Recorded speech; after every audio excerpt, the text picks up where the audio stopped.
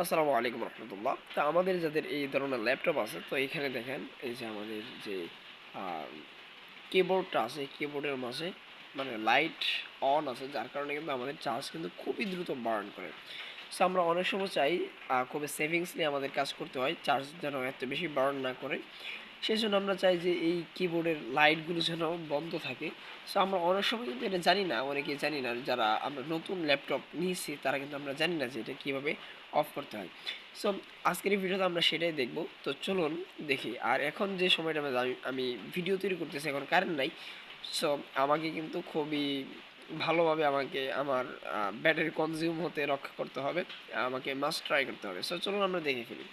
So এটাকে বন্ধ করার জন্য আপনি যদি একটু লক্ষ্য করেন এদিকে, আমি আপনাকে একটু দেখাই। জাস্ট এখানে একটু ফোকাস করে এই যে দেখেন, এখানে যে F9, এখানে আবার কিবোর্ড দেওয়ার পর কিছু লাইট টাইপের চিহ্ন দেওয়া আছে, ওই যে দেখেন 9-এর উপরে। সো এটা আমার যে ল্যাপটপ আছে HP, এটার মাঝে এটা আছে। সো এখানে যে আমি ক্লিক করি, একটু ক্লিক করে ধরে রাখি, তখন কিন্তু আমার লাইটটা কিন্তু বন্ধ হয়ে যাচ্ছে। আবার যদি ঠিক সেম কাজটা আমি এখানে এসে করি, এখানে একটা ট্যাপ করলে লাইটটা অন হয়ে যাচ্ছে।